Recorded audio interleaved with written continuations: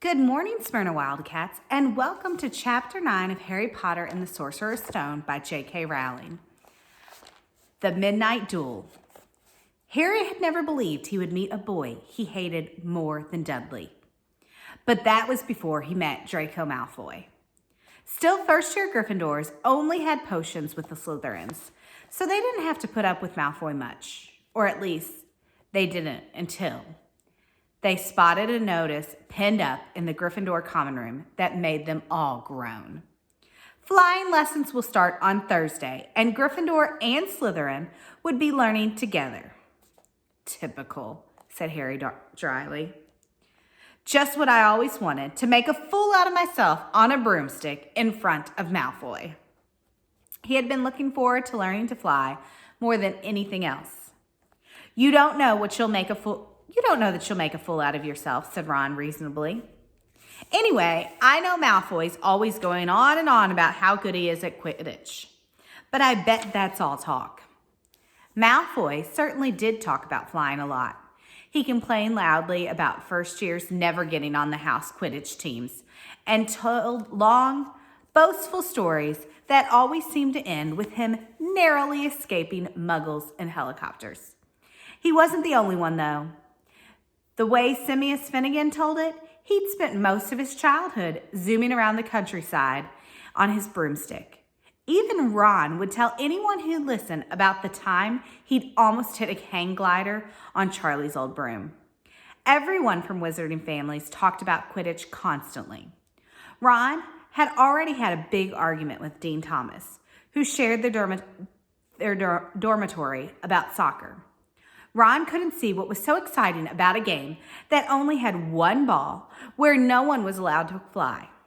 Harry had caught Ron prodding Dean's poster of West Ham soccer team, trying to make the players move. Neville had never been on a broomstick in his life because his grandmother had never let him near one. Privately, Harry felt she'd had good reason, because Neville managed to have an extraordinary number of accidents, even with both feet on the ground.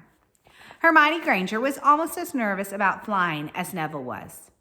This was something you shouldn't learn by heart out of a book. Not that she hadn't tried.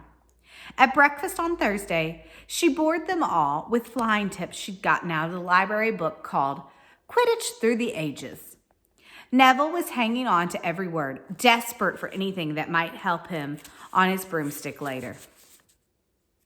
But everyone else was very pleased when Hermione's lecture was interrupted by the arrival of the mail.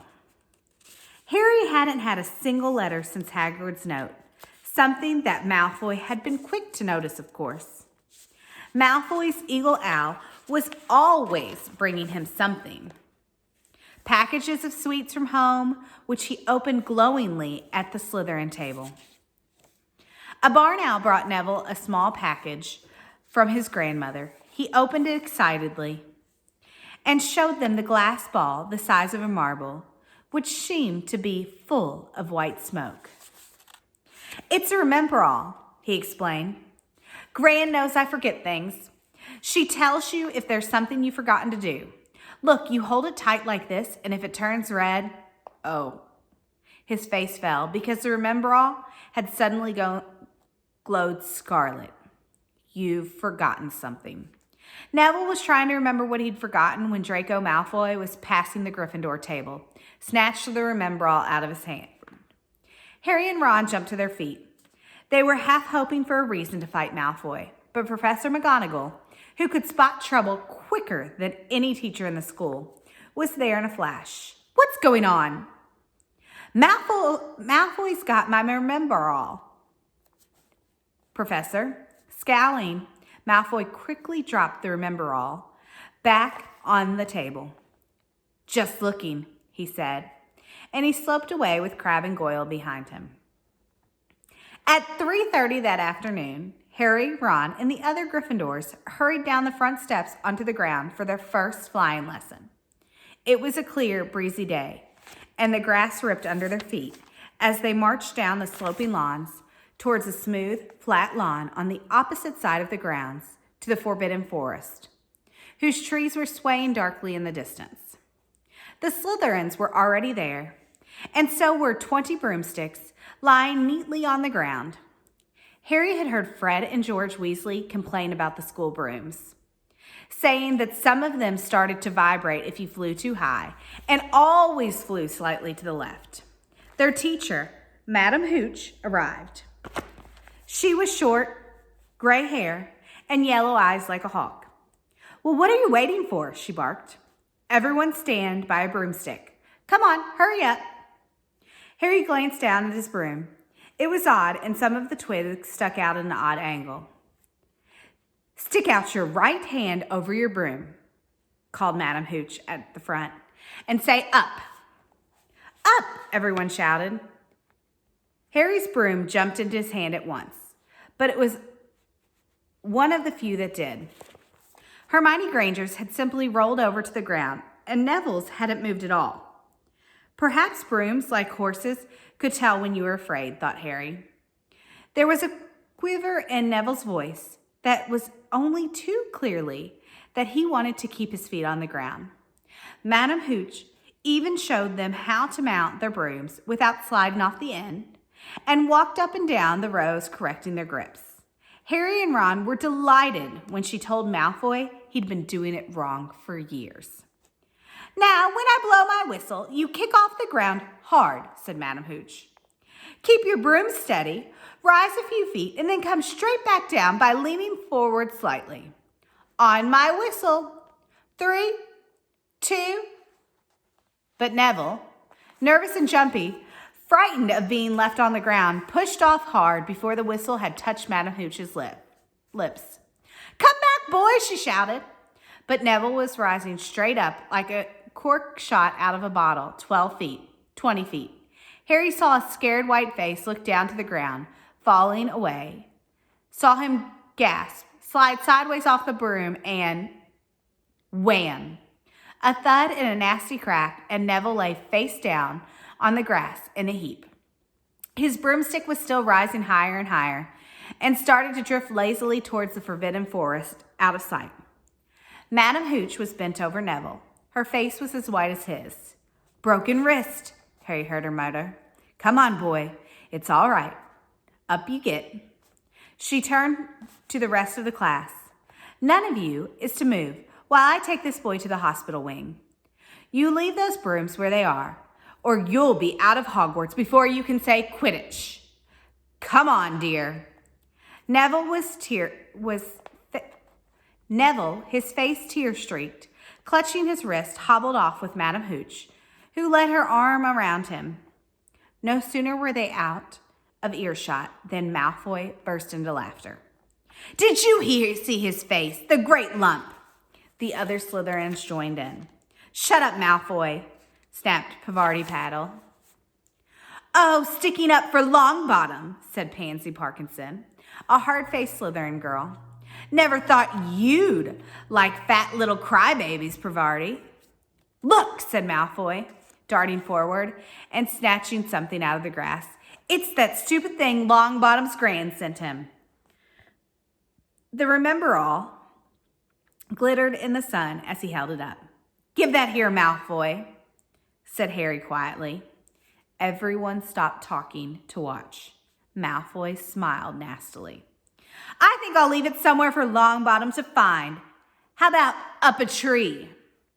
"Give it here," Harry yelled. But Malfoy had leapt onto his broomstick and taken off. He hadn't been lying. He could fly well. Hovering level with the topmost branches of an oak, he called, "Come and get it, Potter." Harry grabbed his broom. "No," shouted Hermione. "Madam Hooch told us not to move. You'll get into trouble." Harry ignored her. Blood was pounding in his ears. He mounted the broom and kicked hard against the ground, and up he soared. Air rushed around his hair. His robes whipped out behind him. And in the rush of fierce joy, he realized he'd found something he could do without being taught. This was easy. This was wonderful. He pulled his broomstick up a little to take it even higher, and heard screams and gasps of girls back on the ground. An admiring and an admiring whoop from Ron.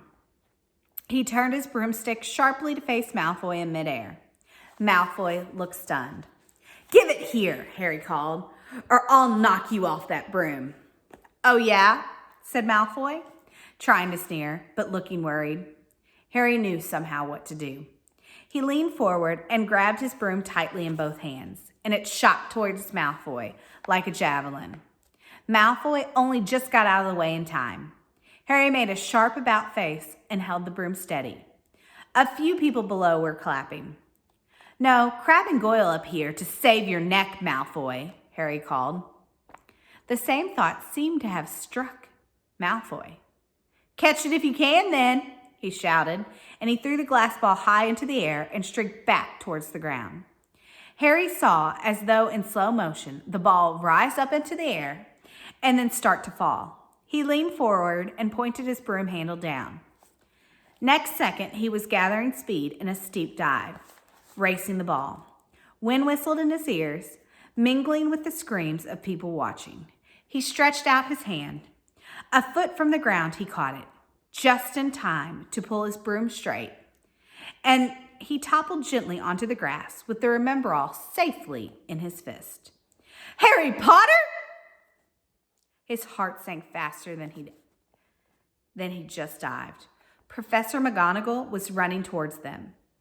He got to his feet trembling. "Never in all my time at Hogwarts!" Professor McGonagall was almost speechless with shock, and her glasses flashed furiously. "How dare you? Might have broken your neck." It wasn't my fault, Professor." "Be quiet, Miss Patel." "But Malfoy." "That's enough, Mr. Weasley. Potter, follow me, now." Harry caught sight of Malfoy, Crabbe, and Goyle's triumphant faces as he left, walking nimbly in Professor McGonagall's wake as she strode towards the castle. He was going to be expelled. He just knew it. He wanted to say something to defend himself, but there seemed to be something wrong with his voice. Professor McGonagall was sweeping along without even looking at him. He had to jog to keep up. Now he'd done it. He hadn't even lasted 2 weeks. He'd be packing his bags in 10 minutes. What would the Dursleys say when he turned up on the doorstep? Up the front steps, up the marble staircase inside, and still Professor McGonagall didn't say a word to him. She wrenched open the door and marched along the corridors with Harry trotting miserably behind her. Maybe she was taking him to Dumbledore, he thought, of Hagrid expelled but allowed to stay on as a gamekeeper. Perhaps he could be Hagrid's assistant. His stomach twisted as he imagined it, watching Ron and the others become wizards while he stumbled along the grounds carrying Hagrid's bag. Professor McGonagall stopped outside a classroom. She opened the door and poked her head inside. "Excuse me, Professor Flitwick. Could I borrow wood for a moment?" "Wood?" thought Harry, bewildered. Was wood a cane she was going to use on him? But wood turned out to be a person. A burly fifth-year boy who came out of Flitwick's class looking confused. "Follow me, you two," said Professor McGonagall, and they marched up the corridor. Wood looked curiously at Harry. "In here." Professor McGonagall pointed them into a classroom that was empty, except for Peeves, who was busy writing rude words on the blackboard. "Out, Peeves," she barked. Peeves threw the chalk into a bin, which clanged loudly, and he swooped out cursing. Professor McGonagall slammed the door behind him and turned to face the two boys. "Potter, this is Oliver Wood. Wood, I found you a seeker." Wood's expression changed from puzzlement to delight. "Are you serious, Professor?" "Absolutely," said Professor McGonagall crisply. "The boy's a natural. I've never seen anything like it. Was this your first time on a broomstick, Potter?" Harry nodded silently. He didn't have a clue what was going on, but he didn't seem to be expelled, and some of the feelings started coming back to his legs. He caught that thing in his hand after a 50-foot dive. Professor McGonagall told Wood. Didn't even scratch himself. Charlie Weasley couldn't have done it. Wood was now looking as though all his dreams had come true at once. Ever seen a game of Quidditch, Potter? He asked excitedly. Wood's captain of the Gryffindor team, Professor McGonagall explained. He's just the build for a seeker too, said Wood, now walking around Harry and staring at him. Light, speedy. We'll have to get him a decent broom. Professor, a Nimbus 2000 or a clean sweep 7, I'd say. I shall speak to Professor Dumbledore and see if we can bend the first year rule.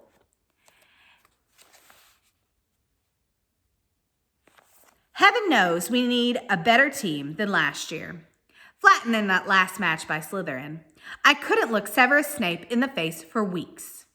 Professor McGonagall peered sternly over her glasses at Harry Potter. I want to hear you're training hard, Potter, or I may change my mind about punishing you. Then she suddenly smiled. Your father would have been proud, she said. He was an excellent Quidditch player himself.